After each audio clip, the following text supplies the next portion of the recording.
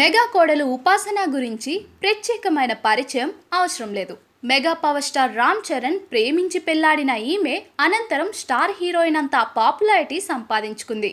చిరంజీవి కుటుంబానికి తగిన గొప్ప కోడలిగా బిరుదును సైతం అందుకుంది.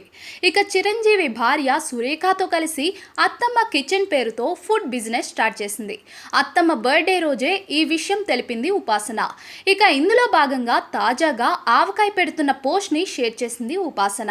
కొత్తగా ట్రై చేస్తున్నా ఈ క్రమంలో ఇంటి లివింగ్ ఏరియా కిచెన్ అయిపోయిందని తెలిపింది. అయితే ఈ వీడియోలో చిరు తల్లి అంజనాదేవిని నానమ్మ అని సంబోధించింది. దీంతో ప్రేక్షకులు ఈ ఒక్క మాటనే టార్గెట్ చేస్తూ కమెంట్స్ చేస్తున్నారు.